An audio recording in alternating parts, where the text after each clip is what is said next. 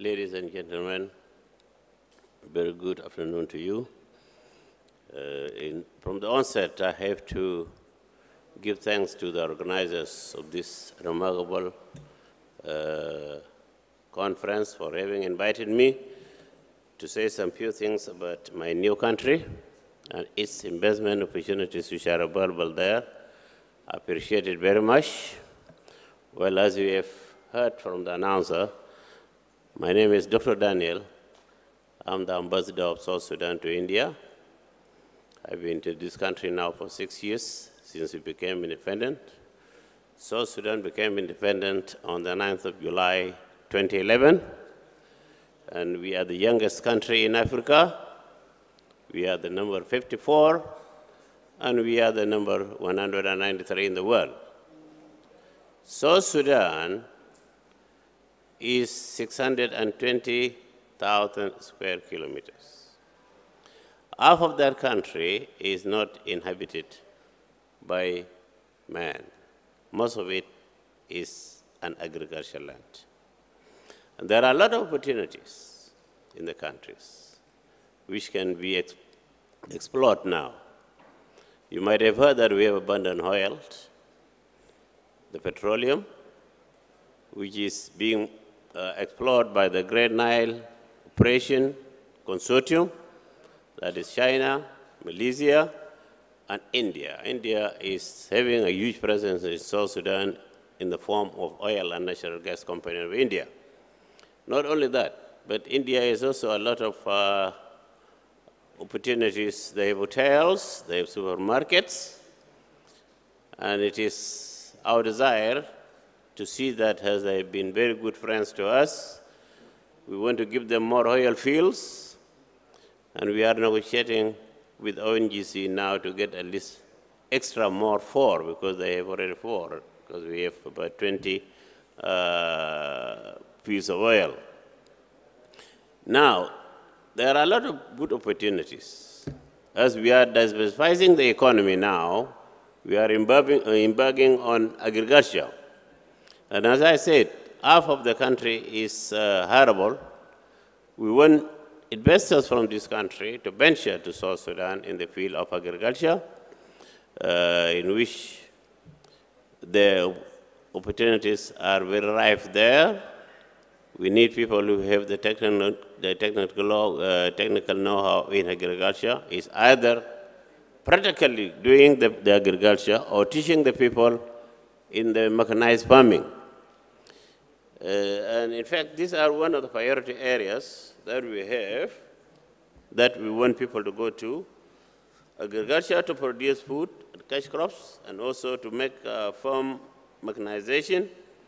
Then we have opportunities in physical infrastructure. And when we talk about physical infrastructure, we are referring to roads and bridges. We are also talking about airports, about railways, about warehouses, about abattoirs. And as the acting president of Mauritius has said before, there is a large presence of Chinese in Africa. And they've actually taken most of the infrastructure, especially the construction of roads.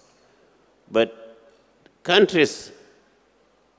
countries in Africa still need investors, compatible investors. Investors that will compete with China to see that they also dislodge or take a larger part of the share of, the share of the opportunities which are present in Africa. Africa is having 54 countries, and I think maybe 50, there's a large presence of Indians there, and some, of course, no. So a new country like South Sudan, we will wish the investors from India to go there and take the chances which are now available. We are also having priority needs in social infrastructure. And you know, social infrastructure is about schools, is about health centers, hospitals, and water for drinking. And these are very easy things that you can pick. We also have a new ministry now of mining, And we are looking at India in particular in that area because they have a very nice technology that has been proven beyond doubt that they can do mining very well. Here, we may need companies to go and make things like quarries and also put up electricity. The solar energy itself also is part of what we need.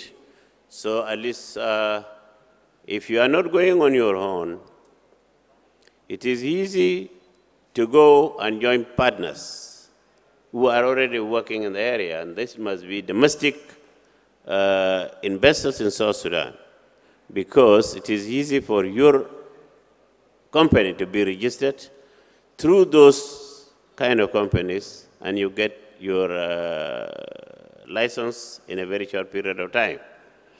The taxation on you is not different from the taxation that is done on the domestic investors. The taxation is only 20%, and it's very simple. The rest of your money, there is no restriction on your money. The government of South Sudan allows you to transfer your money that remains after taxation to any bank in the world you want to transfer it in dollars. There is no restriction on that, and we have been very flexible. Yes, indeed. You would have understood that for the last 6 years or 7 years since the independence, we have been having some conflicts here and there. But now, and that might have actually obstructed most of the investors who are going to South Sudan. Now we have signed a comprehensive peace agreement between the warring factions in South Sudan on the 12th of September. And everybody now is coming home. Guns are becoming silent. The condition is becoming conducive for investment. And I think it is about time that you grab these opportunities. For anything that you would like for clarification, you can approach our embassy in Delhi, and then we can sit with you. I can explain to you everything which you want, provided you make your tailored project, what you want to do for the people of South Sudan. I'm ready to go with you to Juba, which is the capital of South Sudan, so that we register your company. And it's only a one-stop. All these things you have, you are a registered company in India, you will be registered in our country. And laws are equal. There is no discrimination between a domestic investor and a foreign investor. Thank you very much. You are welcome. Thank you so much, sir. You have given wonderful points towards the development of business and investment opportunity.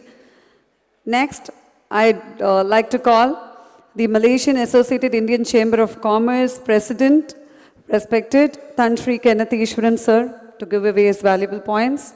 And before that, the chairperson, Shiva avargale, over speaker, evlo neram pesanum, neenga strictave irukka maatengireenga.